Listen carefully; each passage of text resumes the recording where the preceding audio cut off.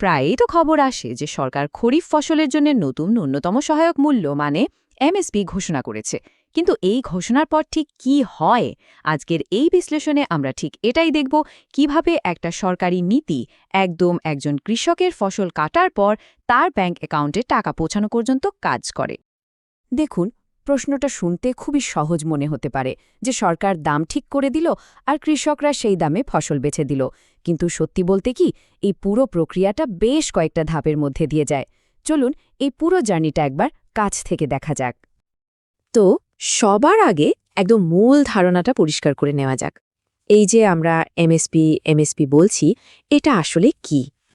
সহজ কথায় এমএসপি হল কৃষকদের জন্য এক ধরনের সেফটি নেট বা সুরক্ষা কবচ। সরকার কৃষকদের এই আশ্বাস দেয় যে বাজারে দাম যাই থাকুক না কেন, তাদের ফসল একটা নির্দিষ্ট ন্যূনতম দামে সরকার কিনে নেবে। এর ফলে কি হয়, কৃষকরা ফসলের দাম হঠাৎ করে পড়ে যাওয়ার ঝুঁকি থেকে অনেকটাই বেঁচে যান। আচ্ছা, এবার আসা যাক একদম সাম্প্রতিক খবরে। এই যে 2025-26 সালের জন্য খরিফ ফসলের দামে নতুন ঘোষণা হলো, সেখানে ঠিক কী পরিবর্তন এসছে? এই দাম বাড়ানোর পেছনে কিন্তু একটা নির্দিষ্ট ফর্মুলা কাজ করে। 2018-19 সালের কেন্দ্রীয় বাজেটে ঘোষণা করা হয়েছিল যে এমএসপি ঠিক করার মূল নীতি হবে কৃষকদের যা উৎপাদন খরচ তার অন্তত 1.5 গুণ দাম নিশ্চিত করা। আর এই বছরের দামও কিন্তু সেই নীতি মেনেই ঠিক করা হয়েছে। সবচেয়ে ইন্টারেস্টিং ব্যাপার হলো কোন ফসলগুলোর দাম সবচেয়ে বেশি বেড়েছে সেটা দেখা। দেখুন, গুজি তিল, রাগি আর তুলার মতো ফসলের এমএসপি কিন্তু বেশ অনেকটা বেড়েছে। এর থেকে একটা জিনিস পরিষ্কার বোঝা যায়, সরকার ডাল আর তৈলবীজের মতো ফসলের চাষে কৃষকদের আরও বেশি উৎসাহ দিতে চাইছে। ভাবুন তো, এই এমএসপি ব্যবস্থাটা আসলে কতটা বড়। এই সংখ্যাটা দেখলেই সেটা স্পষ্ট হয়ে যায়।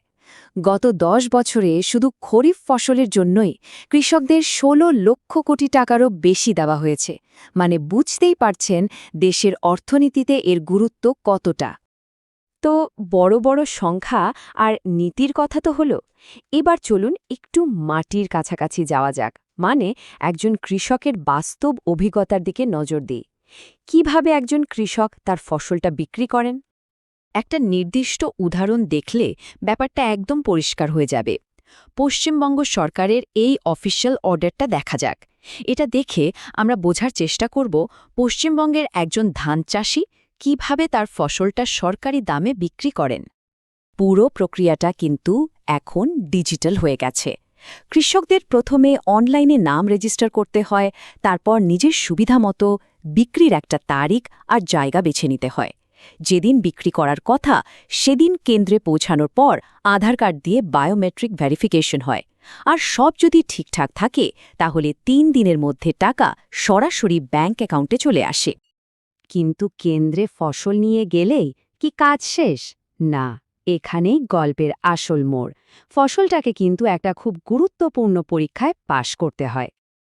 এই সরকারি নথিটা দেখলেই বোঝা যায় ব্যাপারটা কতটা খুঁটিনাটি বিবরণে ভরা। এখানে ধানের কোয়ালিটি কেমন হতে হবে তার একটা লম্বা লিস্ট দেওয়া আছে। অর্থাৎ ফসল বিক্রি করার ধারণাটা যতটা সোজা, আসল নিয়মকানুনগুলো কিন্তু ততটাই জটিল।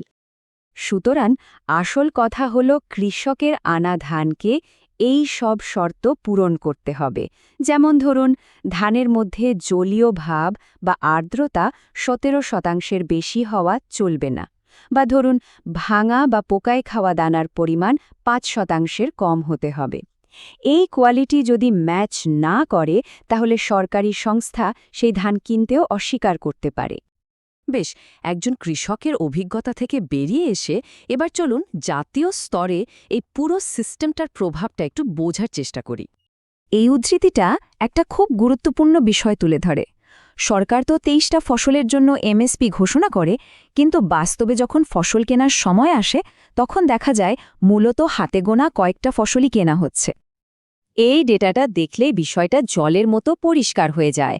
সরকারি কেনাকাটাটা মূলত ধান আর গমের উপরেই ফোকাসড। যেমন 2019-20 সালে মোট উৎপাদিত ধানে 43% আর গমের 36% এমএসপিতে কেনা হয়েছিল। কিন্তু ডাল বা অন্যান্য ফসলের ক্ষেত্রে এই সংখ্যাটা খুবই কম। শুধু ফসলই নয়, ভৌগোলিকভাবেও এই কেনাকাটাটা বেশ একপেশে। দেশের মোট গম সংগ্রহের ৮৫% আসে মাত্র ৩টে রাজ্য থেকে: মধ্যপ্রদেশ, পাঞ্জাব আর হরিয়ানা। ধানের ক্ষেত্রেও কিন্তু গল্পটা প্রায় একই রকম। মোট ধান সংগ্রহের প্রায় ৩/৪ আসে মাত্র ৬টা রাজ্য থেকে। তার মানে কি দাঁড়াচ্ছে? একটা জাতীয় নীতির সুবিধা মূলত কয়েকটি অঞ্চলের মধ্যেই সীমাবদ্ধ থেকে যাচ্ছে। আর এই যে একটা দিকে ঝুঁকে থাকার প্রবণতা, এর কিন্তু কিছু দীর্ঘমেয়াদী প্রভাবও আছে। যেহেতু ধান আর গমে নিশ্চিত সরকারি কেনার ব্যবস্থা আছে, তাই কৃষকরাও অন্য ফসলের চেয়ে এগুলো চাষ করতেই বেশি আগ্রহী হন।